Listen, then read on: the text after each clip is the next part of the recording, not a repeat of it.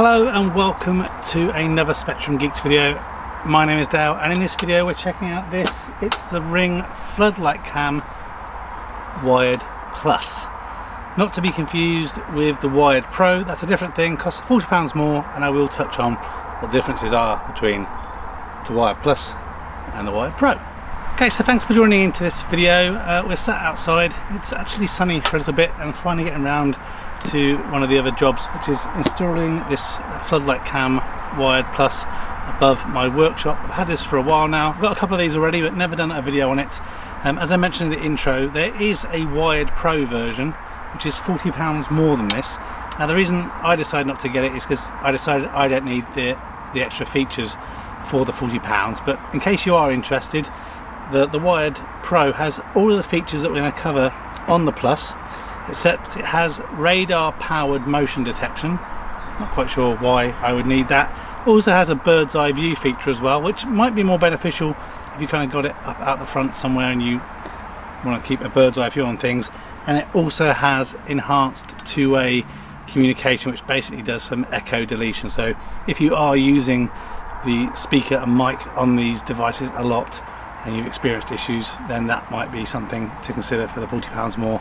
But personally, very rarely do I use a two-way communication on any of my Ring products, but when I have, I've not had massive issues. So if you're a subscriber to the channel, you'll know I've got many Ring products. Typically I'm mainly using the wireless stuff. So not wireless, they're all wired. The solar and battery version, not having anything directly wired in like I had with these, but in the house that I've moved into there were some existing floodlights that were kind of old and knackered, didn't quite work properly, some of them, so I've taken this opportunity to combine having battery and solar power stuff along with hard wired as well. So we'll open up the box, I'll show you the basic install, which is pretty straightforward, and talk about some of the specifications in this as well. Okay, so before talking about the specifics of the device and unboxing it and installing it, a couple of things you need to keep in mind before you decide to even purchase something like this. You don't need a Ring protection plan, so I just want to make that clear up front. It does work without any subscription, so that's really good. But obviously because it is a wired version, it does need mains electricity, so somewhere between 100 to 240 volts AC. So a typical outside light or security lamp that you have already would be easy to just chop and change for this without any issues. It does require a wireless network using 2.4 gigahertz on B, G or N, so it doesn't support 5 gigahertz networks or AC. And most houses, if you've got Wi-Fi set up, you're going to have 2.4 and 5 gigahertz, but just something to keep in mind. And in terms of where you can mount it, you can mount it kind of up in a kind of standard orientation, upside down in eaves or something, as long as you have the power there already.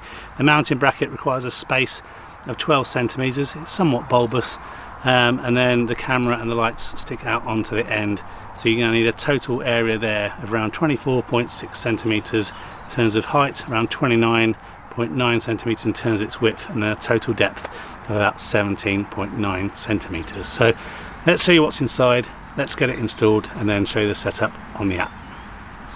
Okay, so we're going to unbox things, look inside. I will do some overlay videos so you can see everything, because this may not be the best camera angle. So one of the reasons you might go for something like the Wired Plus is due to some of the quality of the video. So it is 1080p HD video, and they do recommend that you have Wi-Fi bandwidth at least 2 megabits, which should be fine in most households unless you've got it really at the extent from your access point.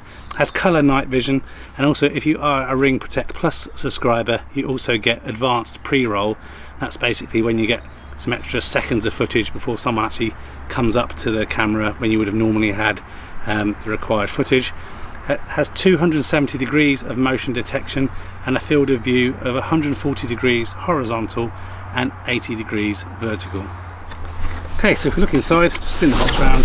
Standard Ring packaging, which I think is relatively high quality.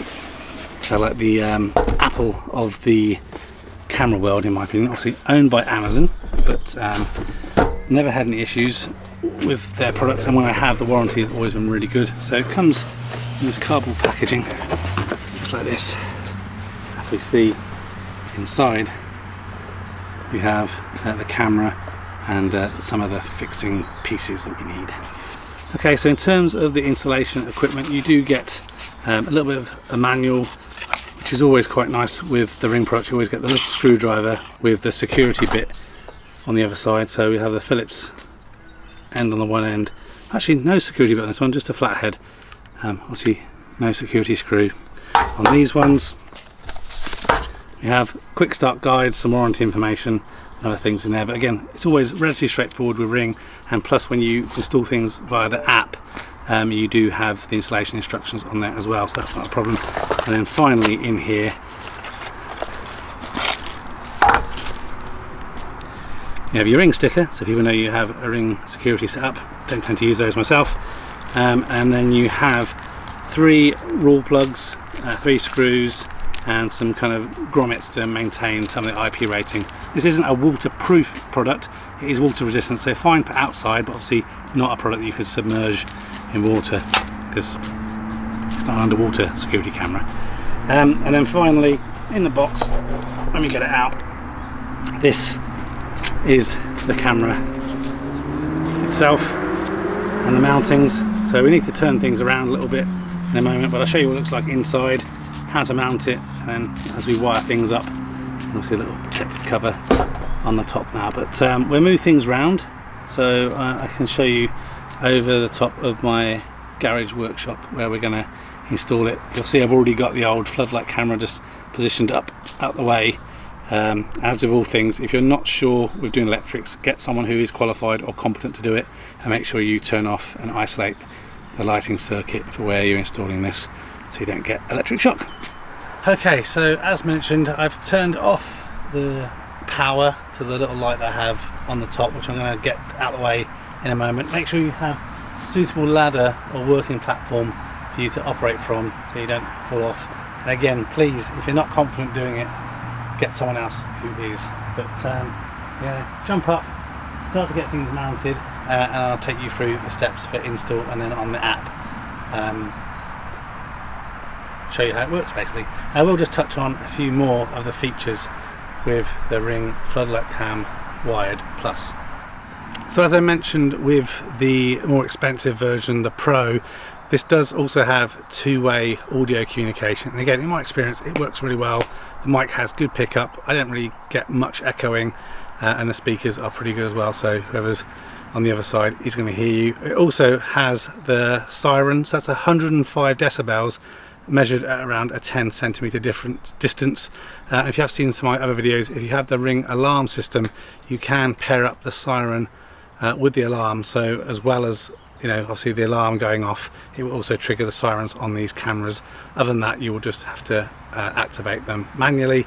And it has 2 floodlights on it, because obviously it is a floodlight cam, and they are around 2000 lumens. They're LED lights, so they should last a really long time, and the color temperature is 3000 Kelvin. So I think that covers most of the features. Again, I've got a few of these already. I'm really happy with the quality, which is why I'm installing another one here, and it'd be really good to make sure I've got some extra coverage up here in the workshop area. Okay, so as I mentioned, when it comes to mounting this, we're going to mount it on the wall.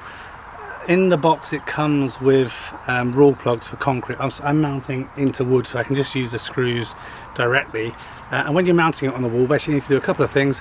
Lift the lights up out the way, and then basically you're going to turn the camera around like this. It only goes one way. There's like a little locking mechanism, and then you can put the lights down again, and that's kind of going to be the orientation that you're doing things in. If you are eaves mounting it, then again you're going to mount it up this way, and you can have the camera mounted down like that and adjust the light. So again, just adjust it for what you need. Rear wall mounting, so it's going to go something like this. And also you'll notice that there's no bolts on the little screws. They are in the little bag. This enables us to be able to get this back off, mark up where we want it, use something like a marksman or a pencil or a little drill bit to get it mounted just where you want it to on your wall or in your eaves. Okay, so with the mounting bracket disconnected, you can see there is a nice spirit level built into the bracket to make sure you get things level, and then you've got the two mounting holes either side here. Now you'll see that there is a rubber grommet in there which helps maintain the IP rating, so you need to make sure your cable comes in through there, either directly through to the back, or there is a little cutout here on the bottom that enables you to feed the wire in and through, which is probably what I'm going to have to do. And obviously it has the orientation in terms of what way you want it to be up, so I'm probably going to route the cable round, up, in and back, and then get ready to terminate it into the back of the light itself.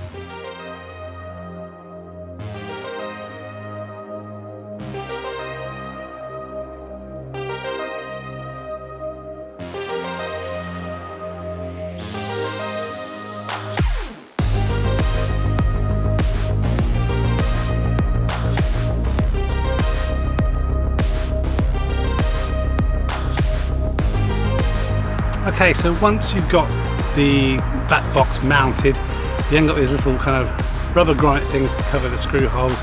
You pop those in and then you're ready to get the main unit reconnected. Now, I am going to have to paint that white cable because it's going to mess with my mojo. I've got some grey paint that I will pop that on, and I still need to find that little screw. As you can see, it's still missing, but it is holding the cables relatively secure. Once the video is finished, I'll spend more time trying to find it. So when it comes to popping this on, obviously you've still got those other terminals spare, so you want to connect the live, neutral and earth up on there, and then to secure it, where these little screw holes are, obviously the bolts will come through there, and we use this really little small hex cap. Now they are a little bit fiddly, but what you actually use is the ring screwdriver that came in the box. You pop the end off,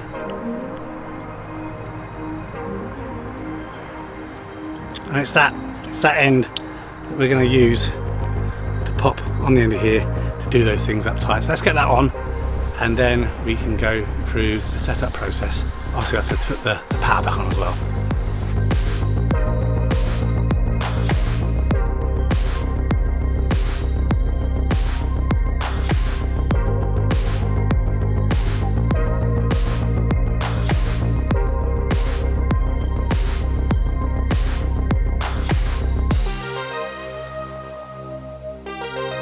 Okay, so when connecting it back up, or connect it up for the first time I should say, use a little bracket so it hooks on, so you don't have to kind of worry about kind of balancing that as well as doing the other things.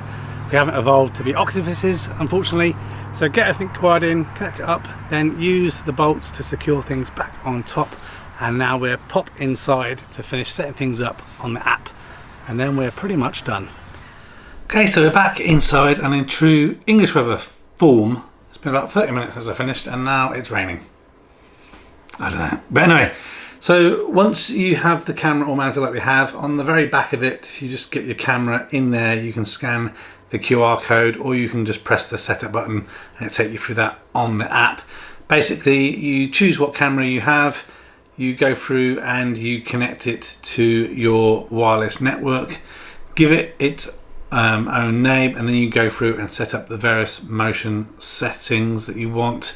You can kind of define the boundary for the motion detection as well, and basically just, it's pretty much straightforward. Just follow things through and then that's it, it's all set up. So I'll just finish off the video showing you a couple of samples, one in the daytime and some at night, just so you get a rough idea of how the camera works. Not going to try out the siren because, you know, it's 110 decibels or whatever it is, and I don't want to annoy the neighbours, but you get the general gist. It's pretty loud and it will attract attention. So hope this video has been helpful. Thank you very much for watching, and until the next one, goodbye for now. But watch to the end so you can see the video samples. This is the daytime test of the video and the audio on the Ring Floodlight Cam Wired Plus. This is a test with the LED floodlights on, and this is a test with just the night vision.